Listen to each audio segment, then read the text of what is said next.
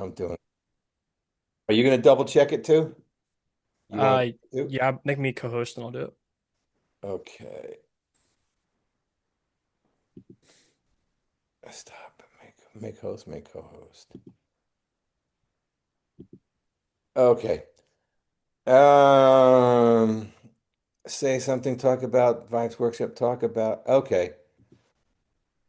Okay, so today is about, when I see some of these titles sometimes, all the CNN titles and all the different, you won't believe this. And what did we come up with? The art of practicing. I do this with Nick Demkowitz. So this is the art of practicing, which is kind of silly. But I wrote a whole bunch of things down. I could start. I want uh, Nick is my student from Temple, and I'm trying to get him more vocal about stuff. He's played vibes a long time now, and he has a lot to say about it. So maybe we'll put him up for a couple seconds, and he has to talk about it. It'll be your assignment, Nick. All But right. I thought about a few things. I thought I'd mention once. I don't know if this is everyone's going to think this is good or not, but when in my 20s, I use index cards and I had a whole practicing system. And my system was I had to get at least 40 hours a week of practicing in, or I could say music, because I figured everybody else was doing at least 40 hours. I have to do at least 40 hours. But I came up with a system that 1 hour of practicing was 1 hour. So if I practiced for 4 hours, I would put down 4 hours on my index card. No cell phones, no nothing then. And if I did ear training, because I mean, I wanted to practice more than I wanted to do ear training. I didn't think it was as important then, but now I think it's the most important thing. But so I was an hour and a half. So if I practiced 2 hours of ear training, I could put down 3 hours.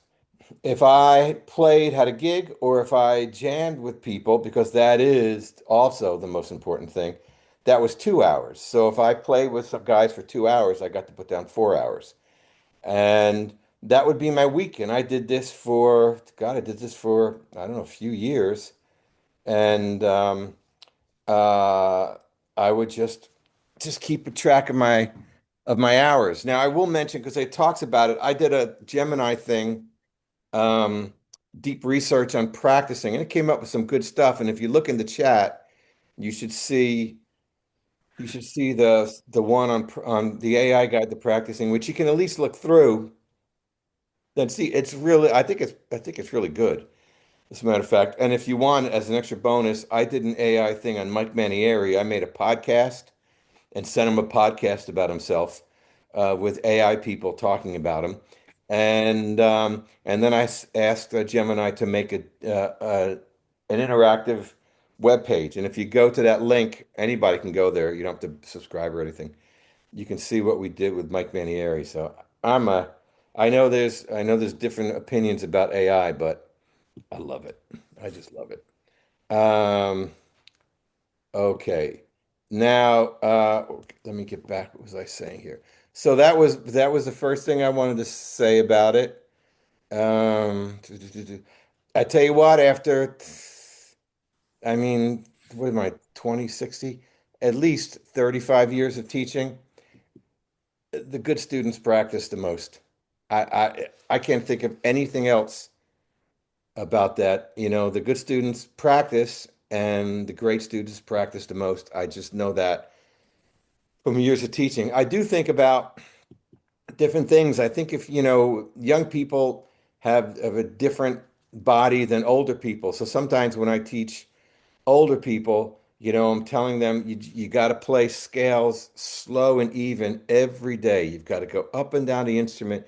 You've got to get your muscles going where you can do that, because I see some older people play and their hands aren't good and they're doing all kinds of weird sticking to pull things off, and it's it's not going to it's not going to work as well as getting your hands organized. So just if you're an older person, just going ba ba ba ba ba ba ba ba, just doing that and just slowly speeding it up. At if you're if you're getting into this instrument in your 60s or 70s, you're not trying to be the next Gary Burton. You're just trying to have fun and play. So if you do some of that stuff, it'll get your hands going and you can probably play uh, some more stuff. I will tell you, when COVID hit, I grew up playing piano, and then I stopped for a whole bunch of crazy reasons.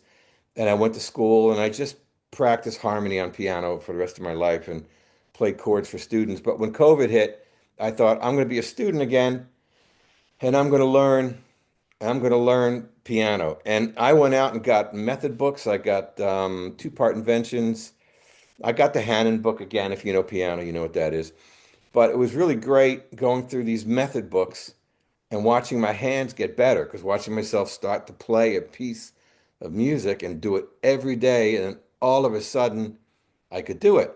And I just thought, hey man, a month ago I couldn't play this at all. So there is something to that. It talks about, even the AI thing I did talks about consistent practicing. I still have students. I say, did you practice? I practiced 5 hours. When did you practice 5 hours? On Saturday. Okay. No, no, you might as well just don't even practice. Um, so I think that's important to do it consistent. Even if it's some of the older people are going to have, gigs and other things they're doing, but even 45 minutes a day, I think will help a lot. Um, what else? I'll get through my stuff because I'm sure everybody else has plenty to say. Well, oh, why is it you practice a piece and make tons of mistakes and come back the next day and play it perfect and vice versa? How do you say that? Vice versa? Vice versa, right? Nick? I think it's vice versa, but I could be wrong. Vice versa? Okay. All right. And Nick, you wrote something about that, so you can talk about that in a minute. Um, and well, why is it you learn to play a piece and you play it perfectly in your practice room and you go on stage and play it and you mess up? And, you know, my second wife was a therapist, and she used to say when I would screw things up, stand up and turn around 3 times. And the first 10 times she did it, I was like, oh, just leave me alone. Like, you don't know my world. And when I finally stood up and turned around 3 times, I would sit back down and everything was a little bit different. Everything seemed different. And I could, was a little better at something. So I think if you're really falling apart there, stand up and turn around 3 times. Bill Evans talks about, there's a great video called The Creative Mind of Bill Evans. And you should see it. You should see it for a lot of reasons. You should see it, especially if you're young, because it's two guys sitting around with black and white film, smoking cigarettes the whole time and talking about music. So it's a whole different world. Any of us older guys grew up with our parents just smoking all around us all day long. So it's just that's kind of funny. But what he says on it is super heavy. And he says to his brother, who was a piano player as well, which is a drag because if I was a piano player, I would not want Bill Evans to be my brother. And that was the case. And he said to him at one point, why do you want to approximate the music? And that has stayed with me because I saw that first time, 30 years ago or so, and I've watched it about 30 times. Uh, and that stayed with me. Like, why do I want to approximate the music? So that's really when you practice, stay focused and really think about the problems that you're encountering. I talk to myself. I talk to myself a lot, period. But when I practice, I'm always talking to myself, asking myself questions and trying to do it. All right, so I blew through my stuff. Nick, why don't you do your assignment and tell us about practicing? Sounds good. So one of your questions was, why is it when you practice a piece and make a bunch of mistakes on stage, but when you're practicing at home, you play it perfectly? And I think there's kind of like two parts that play a role in this. For one, you get nervous on stage. Like I think that's a thing for a lot of people. I know me and you were talking about it, Tony, and you and I both still get nervous when playing a lot of the time, and it's just kind of a part of life.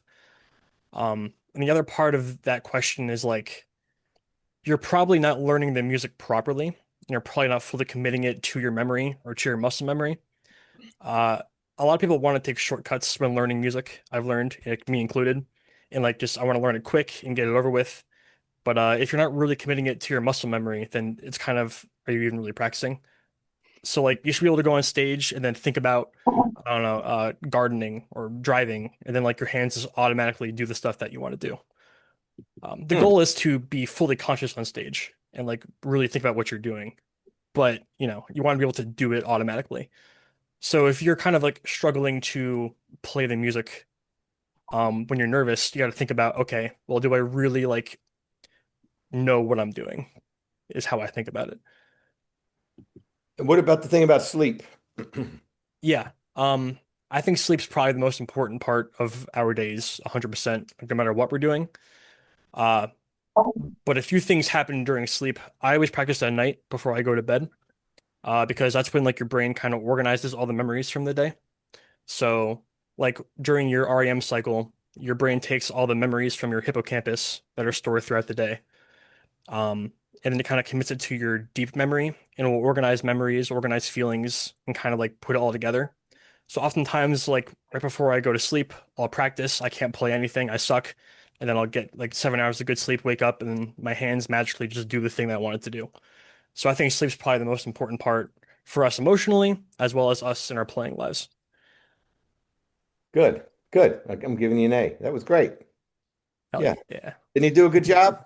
He did a good job. Well Yeah. done. Thanks. See? There you go. Uh, well, who's got any thoughts on this? Thoughts or questions or what? I didn't want to do all the talking. You I'll can just share talk. something. Yeah. Who? So can you hear me okay? Rick. Yeah. Hey, Rick. So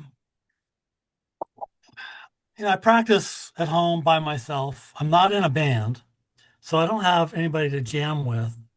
And I want to go to the local jam session.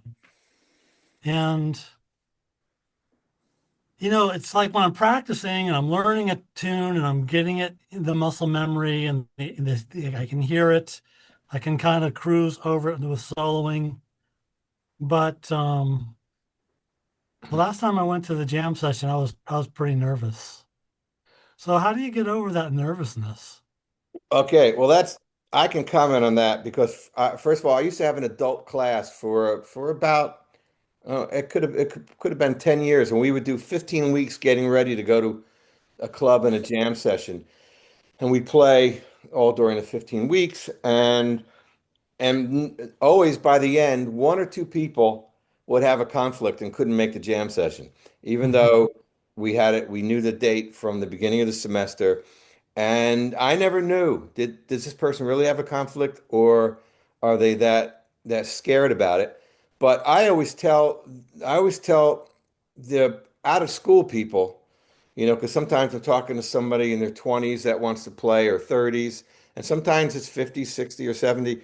A lot of the colleges have um, adult ensembles, so they're not for credit, it's that continued learning thing.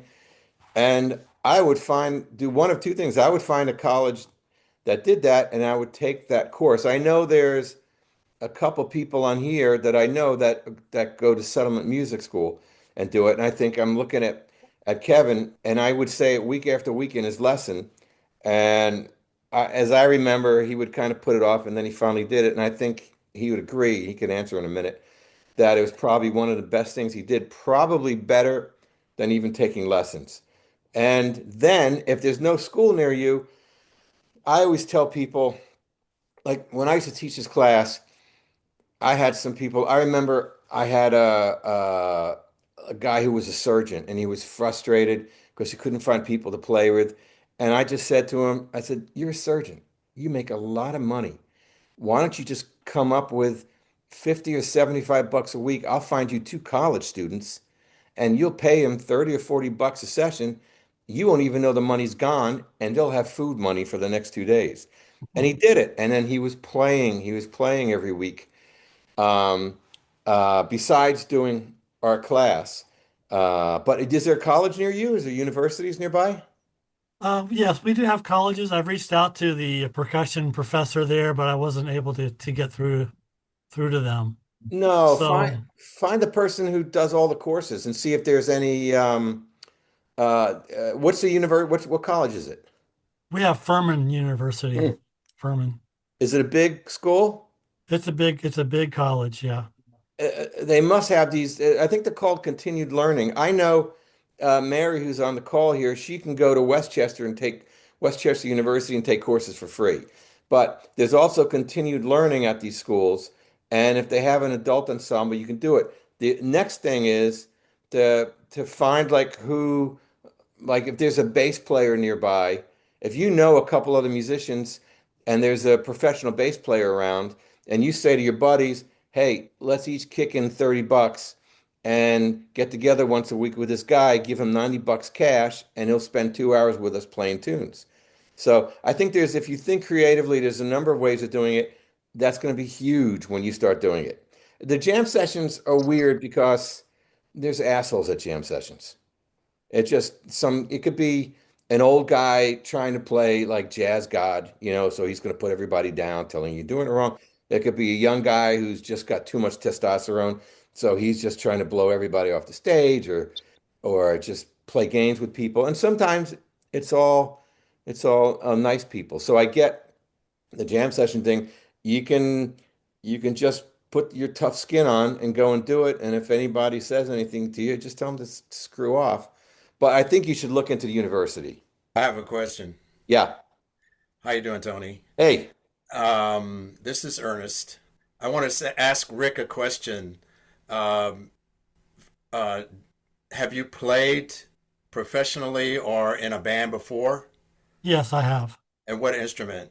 The vibes. I've always been a vibes player. Oh, I, okay. And I've been playing the vibes for a little over 20 years, but I took 10 years off. I I see. stopped playing for about 10 years. I just got back into it like Uh, a year or so, 2 years ago. Well, the first So I'm thing, picking it all back up again. so Tony, you should close your ears right here. But the first thing I want to say is, I scoped that you have Marimba One back there, Yeah. which I have Marimba One behind me. So I'm a big Marimba One fan, contrary to our host. that's Um, fine. They're all great. but I wanted to give some kudos to a program that Tony has, which I participated in a couple of years ago, which is the week-long workshop. So you talked about, I've only been doing this like 7 or 8 years. And so when I saw this workshop in Philly, we went up, my wife went with me, we went up for a week. That's And then in the middle of the week, we actually went to Chris's jazz club, and I was very nervous. So I should predicate this by saying uh, I'm well over 60, and I've been a professional musician, but for hand percussion since I was 15, and I've played all over the place, all kinds of venues. I have never been as nervous as I was that night to perform that. I had never played the vibes. So I played the vibes for 2 or 3 days. And then one of the hooks for me was Tony had advertised this thing and said that you get to, if you want to, and he says he encouraged everybody to perform, and it was great. I was nervous, but I will tell you, even with the instruments that I am so at home with, I'm always nervous before I perform, Yeah. all the time. Yep. Yep. Yeah. And we have a jam session. Now we have two things. We have a percussion ensemble every day where we practice sight reading at the workshop, and then we have a jam session every day, and then we go out to Chris's towards the end of the week. Yeah, we had the jam session every day, which I loved because you got and it was the same guys at the club, so that was very helpful. But it was a great experience for me. I'm a little better than I was when you saw me a couple years ago, Uh, so I might do it next summer. But I did want to add that, and it did catch my attention thinking about what Rick said. yeah. What do you So think? here's the other thing about that. When I'm practicing at home and I've got iReal Pro going on, that's my band, paid for. They work like crazy for me for free. But and I'm working my solo out. I've got my melody down, and I'm kind of elaborating on. I'm stretching that melody out and kind of moving it around a little bit as my solo, so that my solo always has some part of that melody in there. Uh-huh. So you always know where I'm at when I'm soloing because you'll hear that melody, you'll hear me weaving in and out. Uh-huh. But as I don't know what I don't know. Do I Right. sound stupid? I've played the same song so many times, like, God, you always play the same thing on your solo. And I don't know what I don't know. I don't know if it's, Yeah, I'm not well, sure what to do. I was thinking about hiring a bass player, the local bass player, and playing with him maybe a couple times a month and see if he would had some pointers for me because he's an educator. right. And also you could also ask him if he has any students at your level who'd like to come by. Especially somebody, if you get somebody your age, then you've got somebody with the same frame of mind and the same, and then you start putting if you put a band together, everything would change. If you went out and played, I tell guys, just go out to a coffee shop and work for a muffin. Just you want to play in front of people. If you did that for 6 months and you came back and reported to us, game over. There's no way you wouldn't be on this whole track and have all this stuff done. That's what's great about I teach at Settlement Music School, which is this nonprofit music school that I'll just say is I think so incredible because if you have no money, you can take lessons there. So they give out $3 million in free lessons a year. Wow. So anyway, the ensembles, there's about 7 or 8 ensembles going now. And it's great because you're thrown in the middle of it all. Or with me, with my classes, we get a song down, and I say, all right, let's not play our stuff anymore. Let's play it in another key. And we just do some simple things. My guys, I beg them to memorize the music, and they do. And so when they go out and play, they know the tunes by heart and they've worked on them. Something about you internalize something and then you're playing off of that. And then we can talk about the scales. We can talk about the other things that will get you outside of the melody, right? When you start playing off the scales and then kind of making your own melodies, of going. Yeah. Yeah, I hope you find a solution for that because you'll be happy. Yeah. Thanks. Tony, Yeah. I wanted to add something. I'm just paraphrasing, but Frank Sinatra said, "If you're not a little nervous, then you're not really taking it seriously." So I Yeah. always felt that being a little nervous is part of the show, and makes you a better, performer.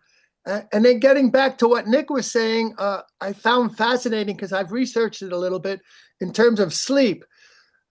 Whatever you do during the day, the brain will review it at night when you're sleeping.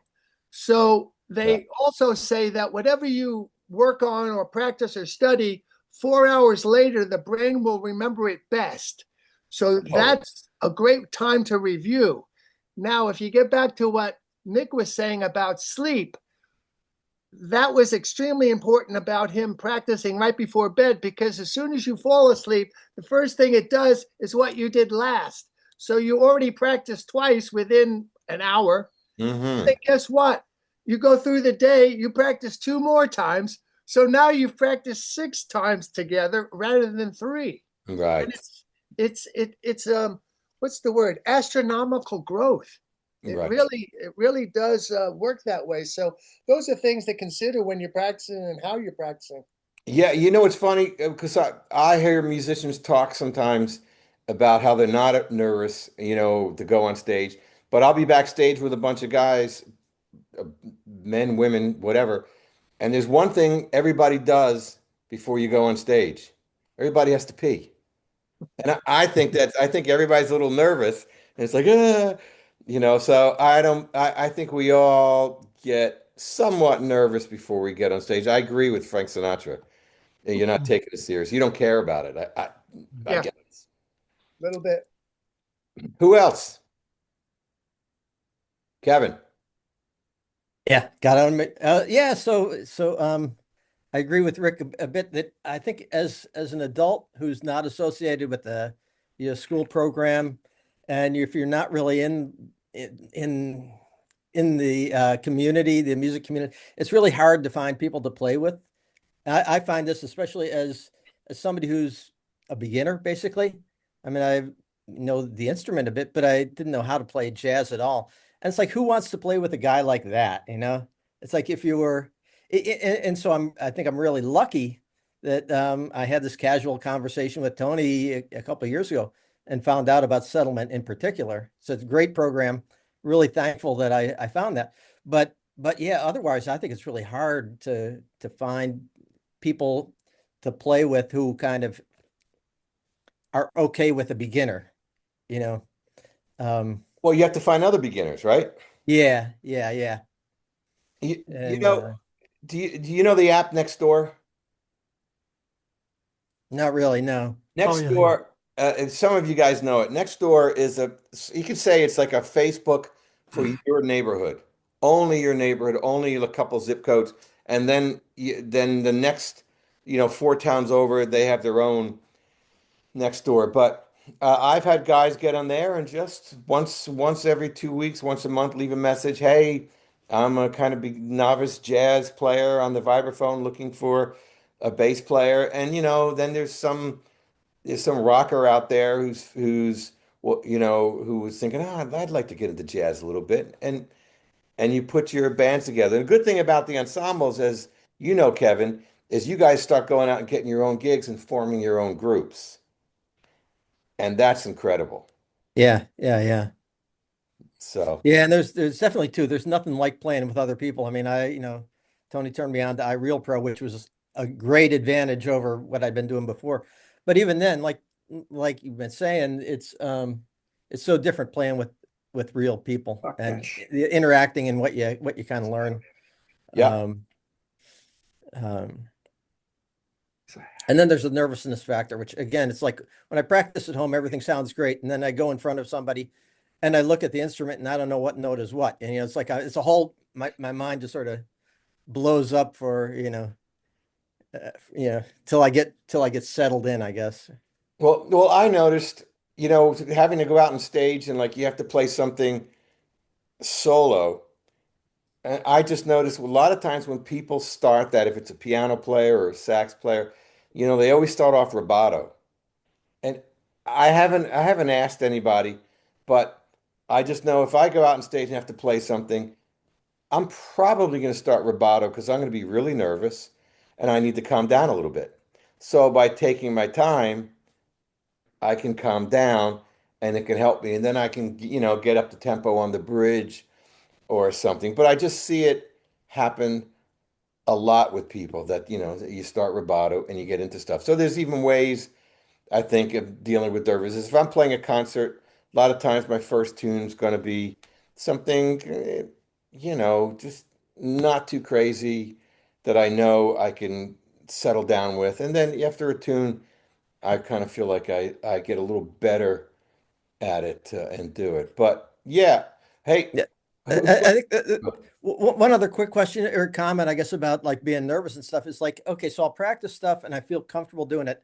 Then if I'm doing it in front of other people, sometimes I overthink it, a little bit, and I go, oh, say which note's supposed to be where, and you sort of get lost in yeah, that. yeah. And my goal is to try to get so comfortable that even if I do overthink it, I still know what I'm supposed to be playing. And it's sort of a matter of learning the material well enough so that if I do still get hooked on it, I still know what to do. And I struggle with that.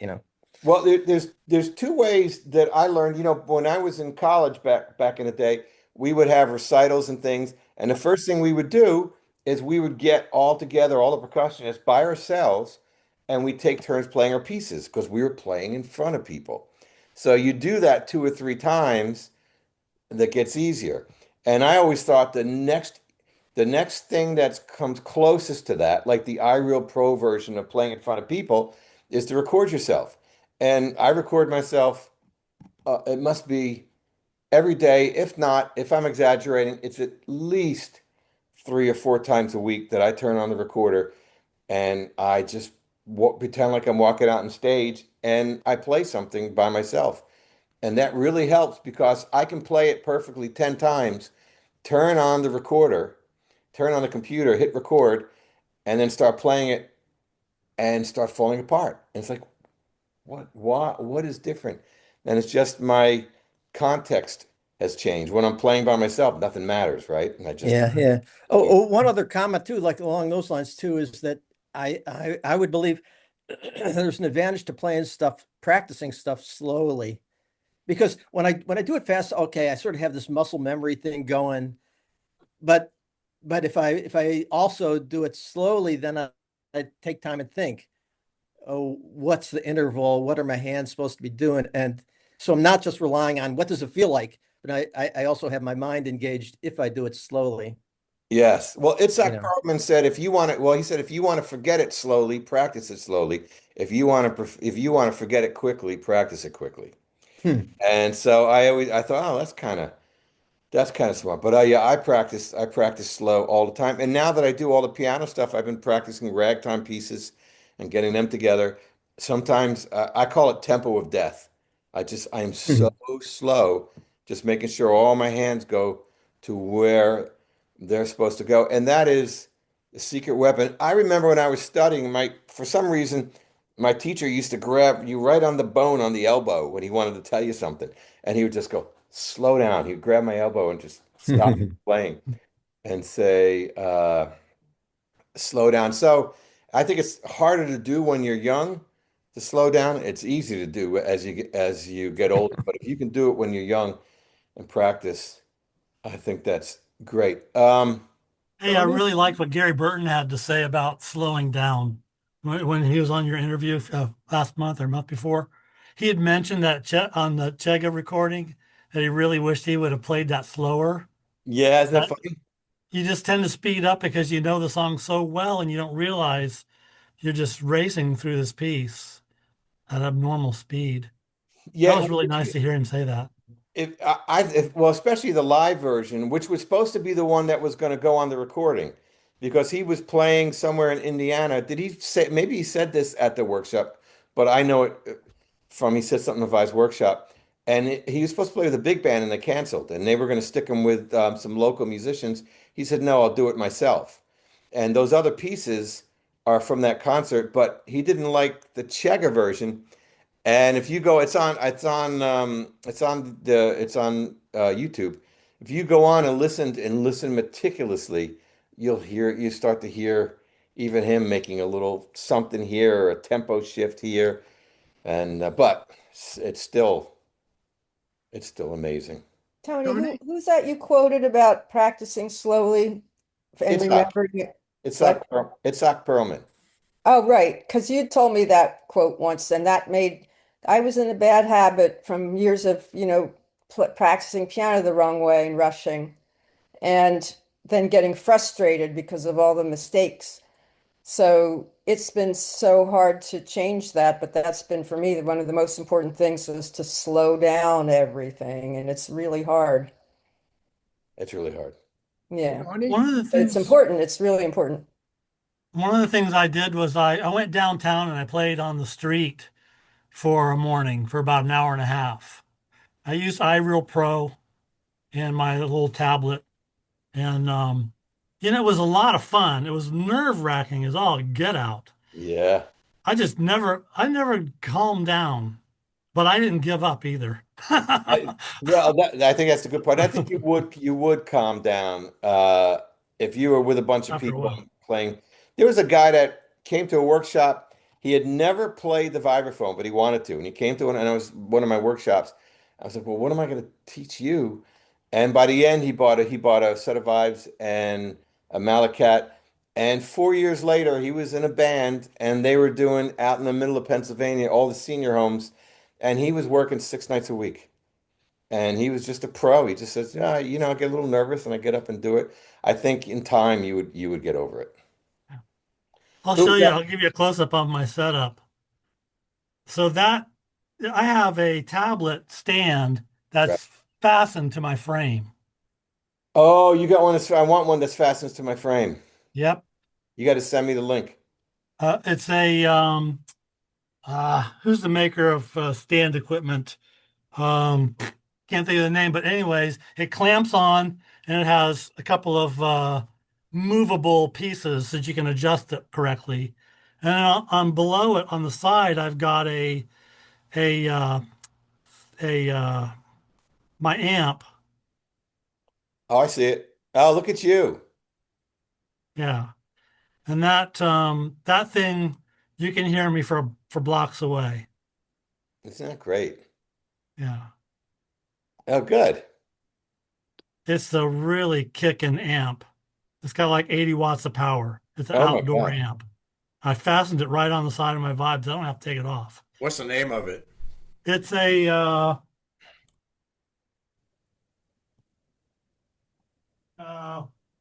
it's a JBL. It's a JBL. And does it have a cord?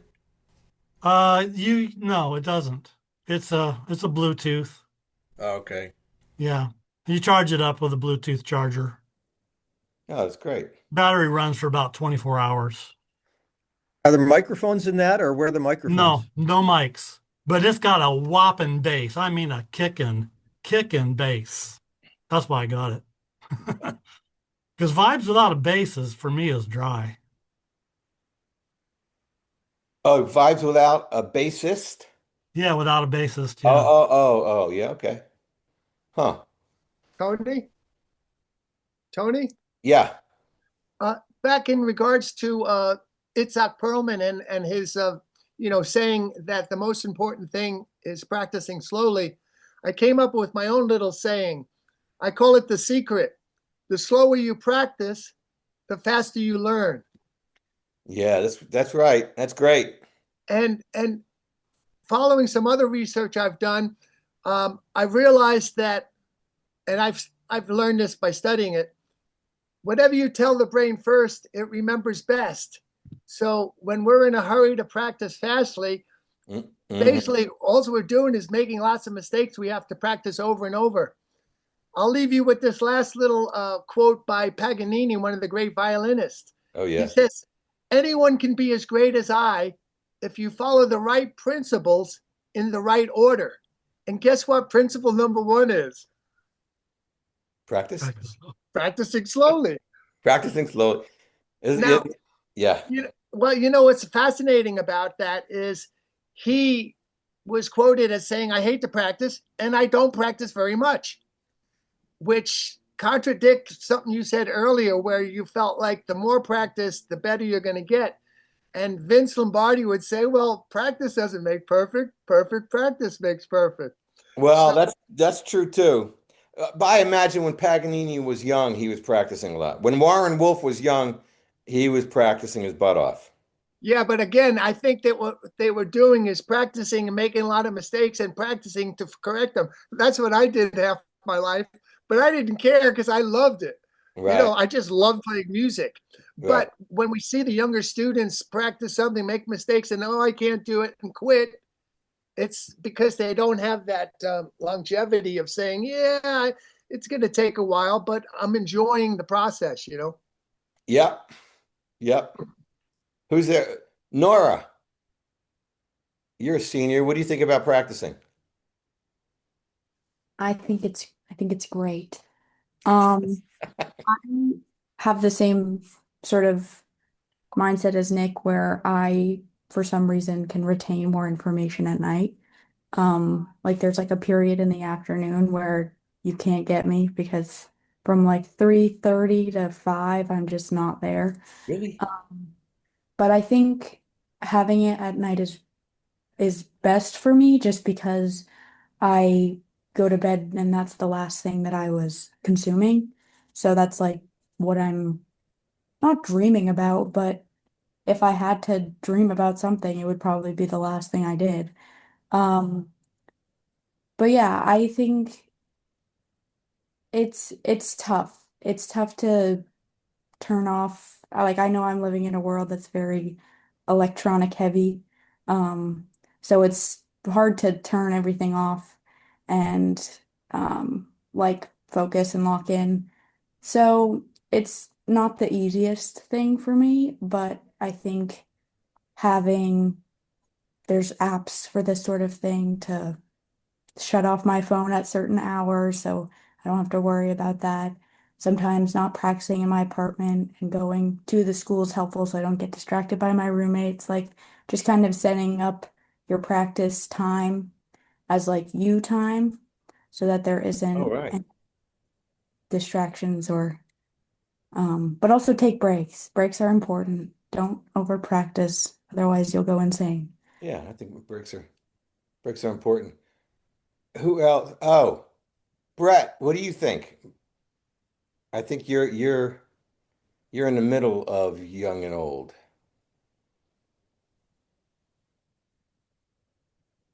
Is he there? Maybe he's not even there. Brett, are you there? I'm here. I'm just in the midst of family stuff, Oh, uh, or like meaning my kids were all around me, loud and whatnot. oh, that's okay. So what do Yeah. you think? Tell us what you think about practicing. And you're way up. Where do you live again? Uh, You live. Saskatoon, middle of Saskatchewan. Wow. So kind of between Calgary and Winnipeg. Wow. Okay. Yeah. How do you practice Um, with kids? Pardon? How do you practice with kids? Well, you have to make time. Like it has to be something important enough to And give up that time with family or whatnot. Often enough, it's after they've gone to bed, or I have like a little window between when they get to school and when I have to go to work.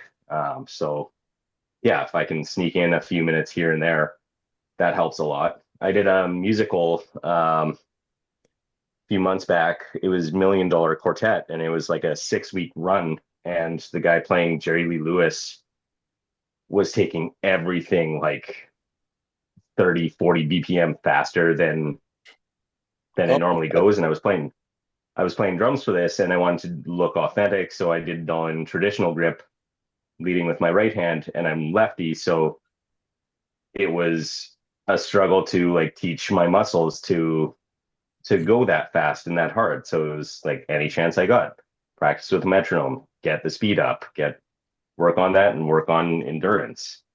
But yeah, like I'm not someone that thinks like, oh, I have to put in X amount of time practicing every day. Um, it's whenever I have a chance, practice because that's what I like to do. You know, yeah. Also, if I'm not, yeah. yeah, if I'm not working on a drum set gig or a vibes or percussion gig or something like that, then I might be composing or doing other things. But there's always something to do with music happening. Yeah. Good. Paul, you raised your hand.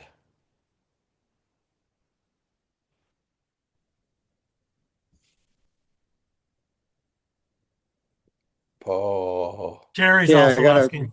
gotta turn my mic back on. Oh, there you are. Yeah. Um, so I find this kind of an in learning a new tune, where I put the sheet music in front of me and I may be able to sight read the melody. But then I want to add the accompaniment, I want to add the chords. Um, so there comes a point where I'm sort of half memorizing the tune, but I tend to lose my place in the sheet music because I haven't fully memorized it.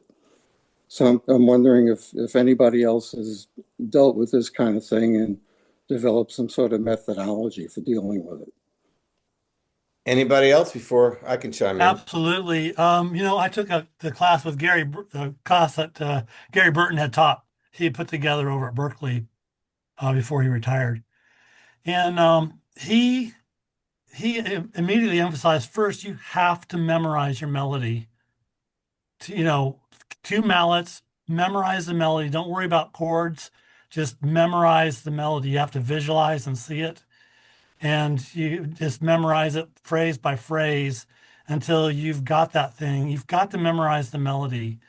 Um, Once you've memorized the melody, you'll be amazed how easy the chords will follow because Oh, they start to make sense. It just makes sense. Yep. do you find that? Do you do that, Paul? Yeah, I do try to do that. Maybe I start working on the chords a little too soon. Yep. Um, so yeah, I think that's good advice, is just you can get the melody down. Yep.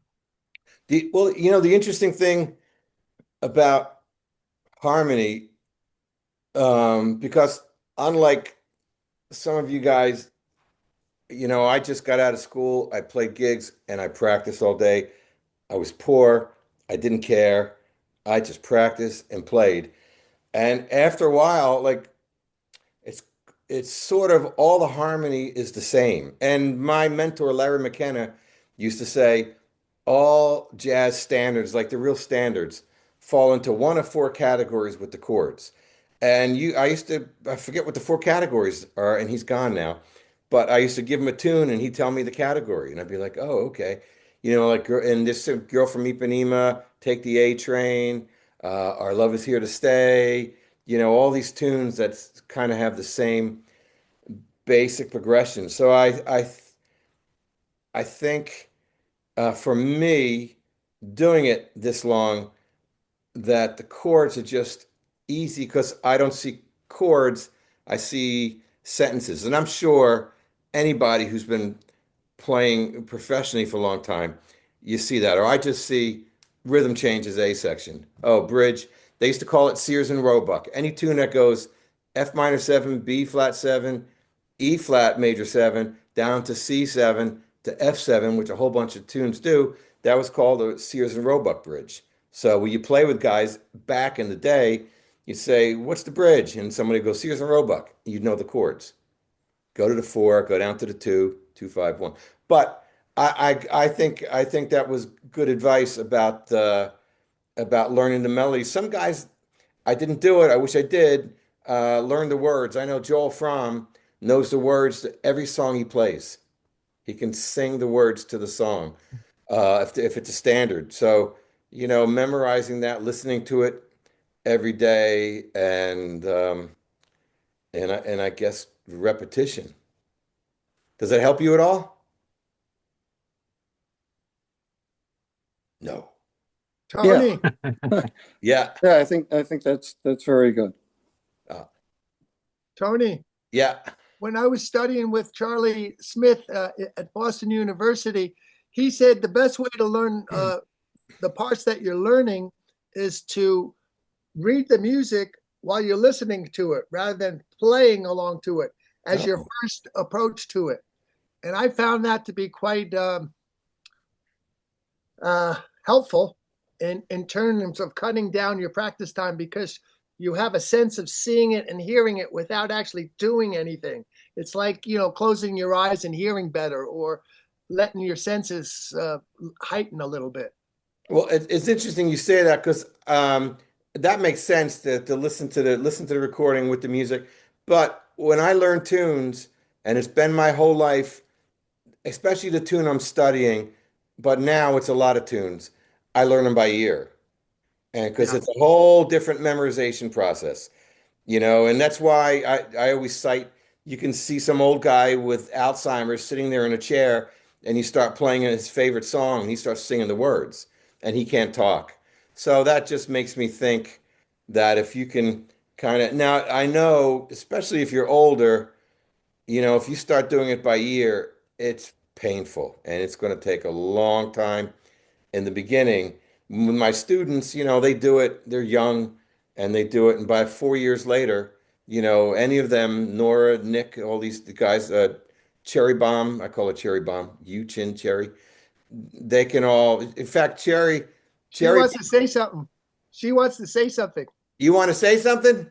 Yes, I What want do to you want ask to a say? question, Professor Tony. Hello, everyone. Trevor, Yeah, hey, I don't have time to sit in, but I wanted to say hey, hey. speaking of memorizing and by ear, tell them what you learned by ear. Cherry Me? Bomb. Yeah. A lot. I mean I force myself not to read the iReal Pro, you know. But what did you just memorize? The whole semester Oh, you spent on it. Stardust, haven't done yet. But you're like three quarters. She started from note one at the beginning of the tune, and you're what? You're up to the piano Uh, solo I think the last chorus, I mean, second chorus of Lionel Hampton's solo, the now? last round, but I didn't go through yet. And it was all by ear, right?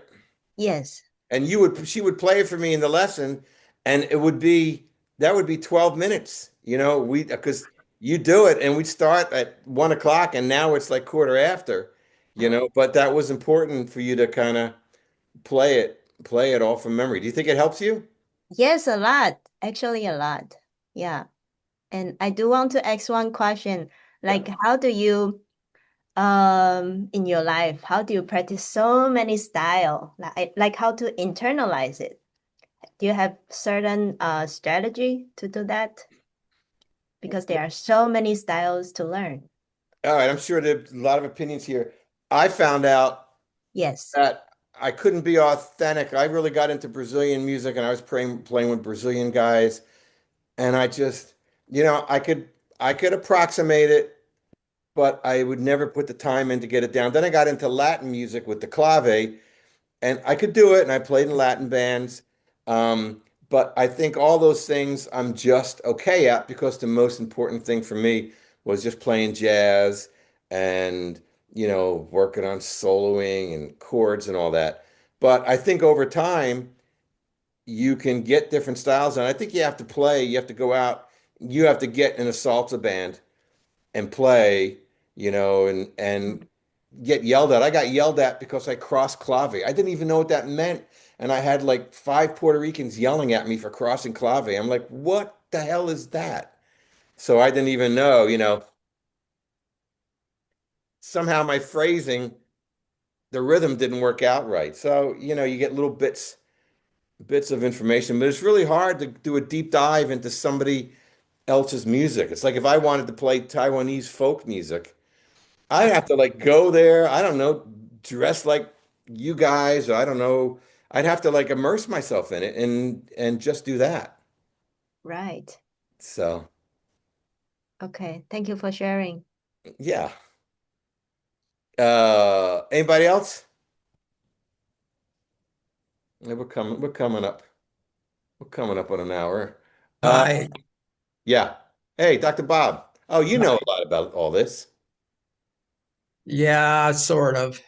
Um, Vinnie Colaiuta said that thought is the enemy of flow. Mm. And I was always impressed by that. And for those of you who don't know me, I'm a retired psychiatrist who plays the vibes. And and when I was working and seeing patients, um, you would get to a point where you're listening to a patient, and then I say something, and it's like I surprise myself. It's like, oh, I didn't expect that to come out, and I was not thinking, but I was feeling, the information come in and then coming up with a reaction to it. Um, and if you talk to experienced psychotherapists, they will say they do that, not all the time, but kind of occasionally. And it's actually kind of a wonderful feeling, when you do it. It's like, wow, I'm really impressed with how smart I am, and I've always heard from jazz musicians that playing music is communicating. I spent a couple days with Stefan Harris some years ago, and he talked a lot about you know that his instrument is just it's just a vehicle, and he expresses himself through that. What I'm leading up to is I also think that thought is the enemy of learning. When we start thinking, well, we're kind of applying our own biases to what we're trying to absorb. Oh, that's true. And a good example might be, let's say you're out and about and you meet somebody, and you find this person really interesting, and you're talking, and you're not thinking at that point in time. You're just taking in information and you're reacting to it. You're not really thinking about, well, what should I say or whatever, but you just kind of react to it. And there's a feeling that comes with that I think is really important. Now, it might just be me, but I'm 68 now. I've had a lot of time to think about this, but I think I feel my way through life. I really do. I don't think my way, because when I think, I'll fuck things up. Yeah. But if I feel my way through, I get a better outcome. And that's just me. And so now, I'm working on the vibes, and I'm doing really two things. I'm studying ear training, and I would like to hear anybody's recommendations for good ear training software. And the second thing is I'm just learning songs, and I'm not improvising. I am only memorizing melodies. Once I got that done, then I'll put the chords in, and I'm very satisfied with myself if I can play a tune, play all the things you are, with, a simple chord melody or whatever. And I'm just letting all that stuff sink in. And I found the vibes when I was about 15 years old, and I also had the opportunity to see Gary play.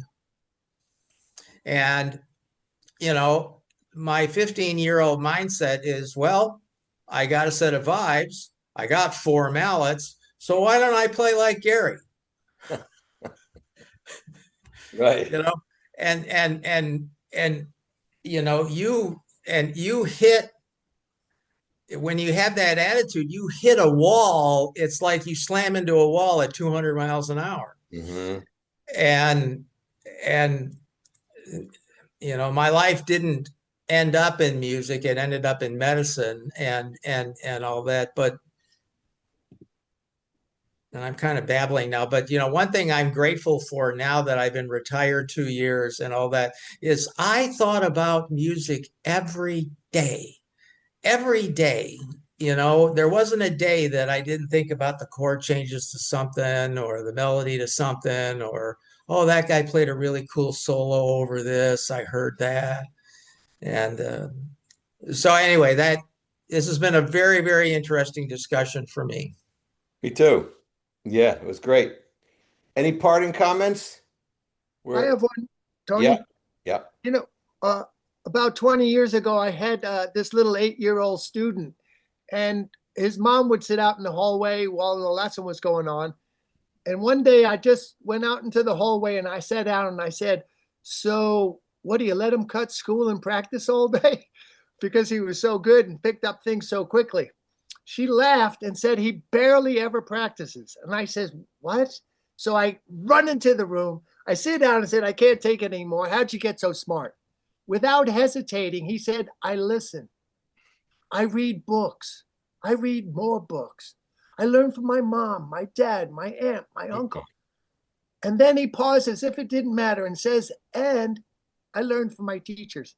So this kid was like, I would consider him a genius because of his answer. I listened. So to sum it up, I asked every student for the rest of the week one simple thing. I was teaching piano and drums. I said, okay, play me a C chord. Do, re, mi, fa, sol, la, ti, do. I said, no, I didn't say C scale. I said C chord. Out of 40 students, how many did exactly what I asked them? 15. 0. Not one. I lost my mind. And the thing that I started to notice about this young man is I said, you know what's quite fascinating and genius? Every week he had 2 great questions. None of my older students, none of my college students, none of anyone ever would come up with brilliant questions. 2 of them every week. So that's why I concluded that he didn't sit home practicing. He walked around and he sat in the bus and he, waited for dinner and said, oh, what about a paradiddle backwards? What would that be? Whatever he would be thinking. Right. It was about music. And that fascinated me on how we can practice even away from the instrument. Do you know if he's a musician now? No, in fact, years later, his dad started taking jazz piano with me.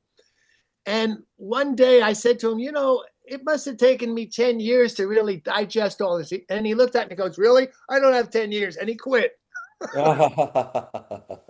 I said, really? I go, it's not to be able to play all the things you are. It's enjoying how to learn to play that. The process. And that's the process. Yeah. So it was funny because he was a doctor, very brilliant man, but his son kind of had an edge on him in terms of, all I do is listen, Dad, and then I play what I hear. And I'm going, wow, isn't that?